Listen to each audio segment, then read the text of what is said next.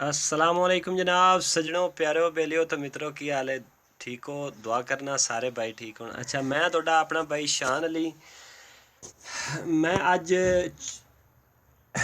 Frequency के बारे दस रहा कि फ्रिकवेंसी 24 ते आके क्यों रुक जाती। ठीक है ना।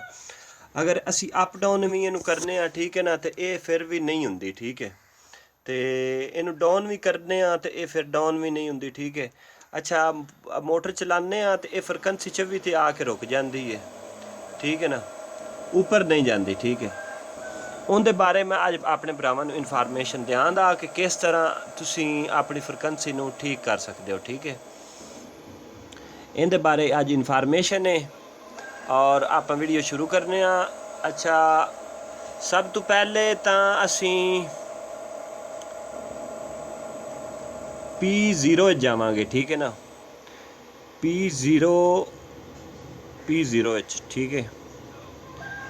फिर जावांगे P0 डेटा इंटर किया, P0 6 जावांगे। ठीक है ना, 6 ठीक है, 6 चले गए।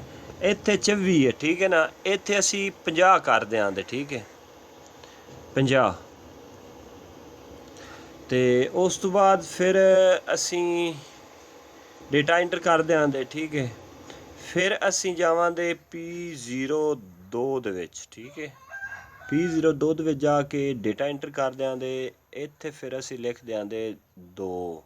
ठीक है, फिर डेटा इंटर कर देंगे। ये साडी सैटिंग सेव हो जाएगी और आने वाले वक्त दे विच कदी भी इस तरह की परेशानी नहीं आएगी। ठीक है ना, डेटा इंटर कर दिता। ठीक है, पिछा चले गए, फ्रिकवेंसी 50 ते आ जाएगी। ठीक है, तुसी मोटर ऑन करोगे तो मोटर थोड़ी 50 फ्रिकवेंसी ते पूरे ते जाएगी। ठीक है ना, कोई मसला नहीं आएगा। ठीक है, अगर फिर भी मसला बने, ठीक है, इस तरह का मसला आ जाता है। ठीक है, फिर तुसा ने इस तरह करना है कि P0 दे विच जाना है।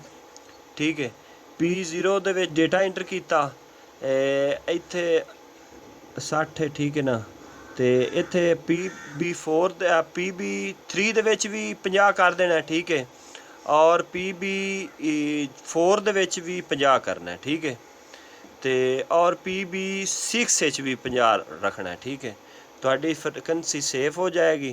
ठीक है, हुण तुसी अप डाउन करोगे और ये पूरे तरीके नाल इंशाअल्लाह ऊपर जाएगी और 50 फ्रिकवेंसी तक मोटर पहुंच जाएगी। ठीक है, तो मेरा ख्याल है कि मेरे भरावां नूं इस वीडियो की समझ आ गई होनी है।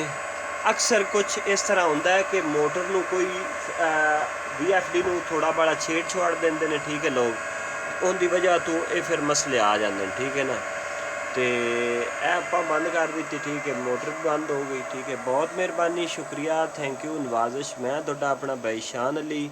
हो सके सब्सक्राइब कर देना, ना हो सके साढ़े अख सिर्फ दुआ कर देनी है। ठीक है, मिलांगे नैक्सट वीडियो ते। अपना बहुत सारा ख्याल रखना है। शुक्रिया, थैंक यू, नवाजिश।